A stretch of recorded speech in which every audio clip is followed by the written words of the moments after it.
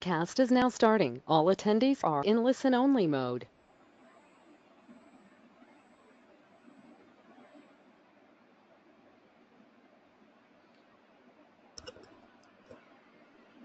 Hello and Assalamu alaikum. I am Kashif Kamran, and the purpose of conducting this presentation is to introduce all advanced audit and assurance students who are appearing for September 2019 exams to the new article which is published by the Advanced Audit and Assurance Examining Team, which is on data analytics.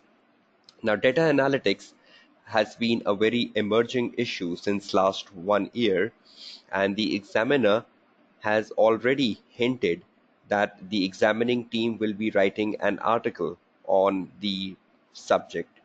Now, it was highly expected that data analytics will be materialized somewhere in the 2019 exams, and this time around, for September 2019 exams, the examining team has written an article on the subject data analytics. And for September 2019 exams, this subject matter becomes extremely important. Now, just before I proceed further into the presentation on data analytics, the examiner article, I would first like to emphasize on some very important thing here. Now, all of you must be knowing that in the advanced audit and assurance exams, whenever a new article is published on an emerging issue or on a current issue, its examinability becomes very, very important in the next two exam settings. Now, September 2019 exams and December 2019 exams will be very, very important in terms of getting a question on data analytics. Now, obviously, this article has been written on a mindset of knowledge, and this article covers the knowledge perspective, telling students about what exactly data analytics is, some of its benefits and challenges throughout the article. So, expecting a knowledge-based questions as we have seen in past papers even, that for the first time when key audit matter in the audit report was introduced as a current issue, the examiner even tested the definition of key audit matter, and the examiner even did ask for the advantages and the limitations of the key audit matter paragraph in the audit report. So such type of question, a knowledge question on the said subject matter data analytics, can be part of the September 2019 exams, and if not, then the December 2019 exam. So this is an article which has to be read by students in full. It is such a student friendly article if you read from start to end, and there is nothing which you will not understand. It's written in a very simple, easy language, no difficult jargons, and you can easily go through this article. Now, in this presentation, in the next 15 minutes, I will be guiding you exactly how you should be going about data analytics in the exam context. Now, when I look at the examining team article on data analytics, the article covers four very important areas. Number one, the definition. Number two, the examples of data analytics where the audit firm can use data analytics and the examining team can make use of those examples within the case study, or the examining team can even ask you for examples where data analytics can be used by the audit team. Then the benefits of data analytics. What are benefits to the audit firm of using data analytics? And lastly, what are challenges for the audit firm in using the data analytics? Now, just before I start on with the subject matter data analytics, I just want to give you a perspective behind data analytics. I think it's been more than 5 to 10 years that this subject of data analytics has been emerging globally within the big four firms and out of the big four firms. And the audit firms was getting used to this terminology known as big data or data analytics. And a lot of audit firms in the last 5 to 7 years specifically has devised audit softwares, specialized softwares which deals with analysis of the data inside the client accounting system or inside the client computerized accounting system. Uh, the word is very clear, right? Data is the information, right? And we know this information with passage of time is becoming bigger and bigger. Uh, there is tremendous amount of information that is stored on the client computerized systems, and analytics is basically how you analyze the information which is stored in the systems of the client. Analysis, right, is a very important thing which relates with the auditor. Whenever the auditor goes for audit, the auditor needs to gather knowledge of business. The auditor needs to do analytical procedures. The auditor needs to do risk assessment procedures, and that's where data analytics can become really crucial. So analyzing the data, as simple as that, means data analytics. Now, auditor needs to be very skeptical when the auditor is analyzing the data within the client system, because that analysis of data can give auditor a lot of leads. That analysis of data can give auditor a lot of risk of material misstatements in the financial statement. That analysis of the data can even help auditor gain sufficient knowledge of business, and that analysis of the data can really help auditor become alert in certain areas of the financial statement, and that will improve the overall efficiency of the audit and will improve the overall quality of the audit, right? So just understand the simple term here. Data is the information, analytics is the analysis.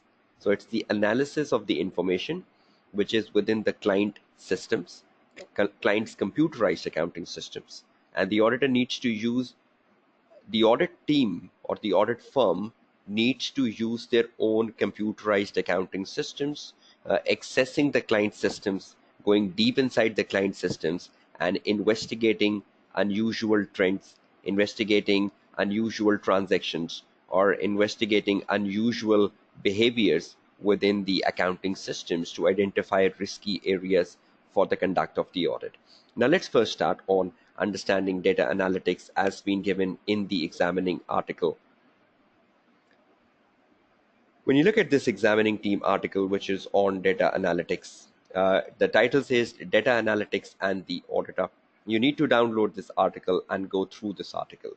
When you go down and you come on the second page of this article, you will see the definition given by IAASB, and that's the definition you need to learn for exam paper.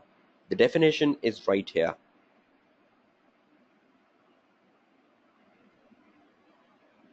And in this definition, it says the IAASB defines data analytics for audit as the science and art of discovering and analyzing patterns, deviations, and inconsistencies, and extracting other useful information in the data underlying or related to the subject matter of the audit, that is the financial statement, through analysis, modeling, and visualization for the purpose of planning and performing the audit. That's exactly what I mentioned just at the beginning of my presentation, right? It's about analysis of the data. So the IAASB says it's a science and art of discovering patterns, deviations, inconsistencies, and extracting other useful information in the data underlying the subject matter for the purpose of planning and performing the audit. So at the time of planning and performing the audit, this data analytics can be very beneficial for the audit firm, because it can help you analyze the patterns in the financial data of the client, the deviations in the financial data of the client, the inconsistencies in the financial data of the client, and it will help you extract useful information which will really help the auditor in planning and performing the audit. So you should be going down with reading the definition. Then after the definition, you will see there are paragraphs which really tells you how data analytics can be used by an audit firm. So you should go down into these paragraphs, read through these paragraphs for your own understanding that how data analytics can be used by the audit firm. Just to give you an example, if you look at this paragraph here, it really sets the tone. It says the larger audit firms and increasingly smaller firms utilize data analytics as part of their audit offering to reduce risk and to add value to client. Exactly. The purpose of data analytics is to analyze the data, which will help you with risk assessment. You can be more skeptical when you go to the audit, and that will really add value to the client.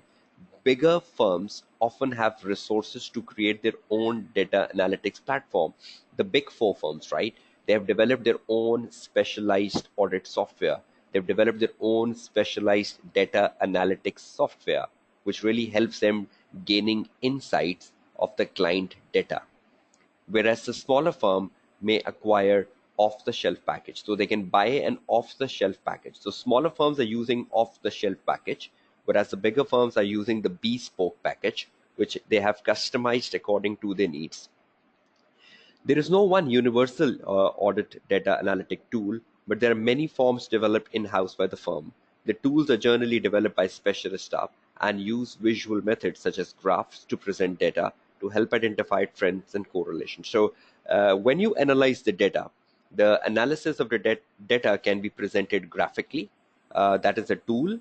That's how you present the data so that you can gain insights of the client's financial statements. Now, this paragraph is just telling us that there is no one definition of the data analytics software. It can be bespoke or it can be off the shelf. And you continue reading the para next and the next paragraph till the time I bring you to the next page, which gives you some examples by the examining team, examples where data analytics can be used to perform audit. And these examples can be part of your September exams. So be very sure. The NRV testing, number one, it can be part of the NRV testing, where the auditor tests the net realizable value of the inventory. We know the inventory has to be valued at the lower of cost or the net realizable value, which is a very typical substantive procedure when we go for the audit. Now, comparing the last time an inventory item was purchased with the last time it was sold and at what price. So you are comparing the cost when it was purchased to know the cost per unit, and when was the last time it was sold to know what was the price, to ensure that it has been recorded at the lower of cost on the net realizable value. So you can do an analysis of the inventory system. When was the inventory purchased last time? When was the inventory sold last time? What is the cost? What is the selling price? And you can ensure that it's been recorded at the lower. Then second, so this can really facilitate your substantive procedure on NRV testing, right? Second, the examiner says analysis of revenue. You can do analysis of revenue by products and regions. Analytical procedures. With data analytics softwares, uh, analytical procedures, comparisons of the current year with the prior year, doing ratio analysis, doing a trend analysis over the last 5 years, over the last 10 years can become so easy for auditor. Auditor can do analysis of the revenue by customer. Auditor can do analysis of revenue by product. Auditor can do analysis of revenue by regions. Then the next example, it says matching purchase orders to invoices and payments. We know this is a typical substantive procedure where the auditor tries to complete the audit trail. So matching the order with invoices and payments just to complete the cycle. Order with the invoice and invoice with the payment. So that completes the cycle. So auditor is very much interested in doing these substantive procedures known as test of detailed procedures, where the auditor do such vouchings of the orders to invoices and payments. And the lastly, the auditor can use them to assure segregation of duties. We know whenever the client personnels log into the system, the login into the system is maintained by the computer system, right? So Mr. A logged in for recording a transaction. Mr. B logged in for authorizing the transaction. Mr. C logged in for the processing of the transaction. So you can see the log in the computer system that one transaction, how many people were involved within one transaction. Was there one person involved throughout the transaction, or was there many people involved within the one transaction? So if there are many people involved within one transaction, and you can see the log of the people, log of the personnel, because whenever we log into the system, the record is being maintained at the back end. So you know exactly how many people logged in and how many people were involved in the recording of the transaction, in the initiation of the transaction, in the processing of the transaction, and in the approval of the transaction, so that the computer log can help you knowing the segregation of duties, which can be used as part of your test of control. So the data analytics software can give you uh, much insights on the NRV testing. It can give you much insights of the analysis of revenue, matching the purchase orders to invoice and payments, and the segregation of duties. So examiner has given us good examples of test of controls and substantive procedures. Then when you go down, it speaks of the benefits, and the examining teams have given many benefits of using data analytics by the audit firm. And in the beginning of my presentation, I even give you many benefits, like it helps in risk assessment, it helps us in conducting a good analytical procedures, it helps us gaining knowledge of the business, and it really helps us improve the efficiency of the audit and the quality of the audit. You should go through the list given by the examining team. No need to learn all of them. Even if you know 4 to 5 benefits, even four is good. 4 to 5 benefits, if you can just bring them on your fingertips, so that you can, if the examiner asks you to explain the benefits or recommend the benefits, you can do that in exam paper. See, the examining team has covered almost like 1, 2, 3, 4, 5, 6, 7 benefits. So even if you remember 4 of these benefits, could be very good for your exam paper. And they're so easy benefits, right? It improve efficiencies, better insights of risk, help gain knowledge of the business, improve the overall quality of the audit. You can even write them yourself, right? But if you go through this list of 7, it can really help you in exam context. And then the last thing you should be knowing from this article is the challenges. This is the new area, right, for the audit firm. This is an area where the audit firm is exploring opportunities. This is an area which is under development, and in the next 3 to 4 years, we'll see breakthroughs more in data analytics by the audit firm. So this is an area where research is going on, where development is going on. This is an area which is still new for the audit firms. So perhaps there are a lot of challenges even. So try to think about challenges of data analytics, and the examiner has covered almost like 9 challenges. You can see the bullets down. You can see these bullets. These are almost like 9 bullets here. So try to go over these 9 bullets. And even if you remember 4 challenges, would be good for exam paper. So try just to get through 4 good challenges of data analytics. Very, very knowledge oriented article. What can we expect? Will the examiner ask us define data analytics? Yes, that's possible. Will the examiner ask us to explain the benefits of using data analytics by an audit firm? Yes, that's even possible. Can the examiner ask us to explain some of the challenges of using data analytics by the audit firm? Is that possible? Yes, yes, definitely. That's possible. And lastly, is it possible that the examiner can ask us some examples of using data analytics, or can ask you recommend some of the procedures the auditor can do using data analytics? What if the examiner asks you recommend procedures using data analytics, and you think I gone through this, recommend procedures, and are we testing, analysis of revenue, matching purchase orders to invoices, and segregation of duties? So these can sound like procedures, right? Examining team can ask you writing procedures. So some procedures, right? So very, very student friendly article. Just go through the article knowing the definition, examples, challenges, benefits. Will hardly take 1 hour, or will hardly take 1 hour and 30 minutes, and you will be done with this article. But assure that you are going to the exam hall with this article fully prepared. You're not going to the exam session unprepared on this article, because I foresee a 10 to 12 mark situation coming on this article either in September 19 or in December 19. So you cannot lose these 10 to 12 marks, because you've seen with current issues in past papers that on average 10 to 12 marks are allocated on the current issues. Either might be in the section B, most likely in the section B of the paper in question 2, but most likely in the question 3 of the paper, right? This short presentation was meant to create awareness and to give you insights of the core paragraphs you should be going through from this article, and what's basically the purpose of introducing this article, because this is an emerging issue.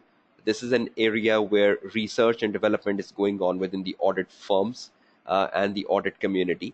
And in the next 4 to 5 years, we'll see a sizable impact of data analytics on the audit practices. So as a student for advanced audit and assurance, and as a professional accountant, you should know how things are changing within the audit industry and how data analytics is really impacting the audit industry now and in future. With this, I'm marking the end of this short, concise presentation on data analytics, the new examiner article, very, very probable for September 2019 exams. Goodbye and Allah Hafiz.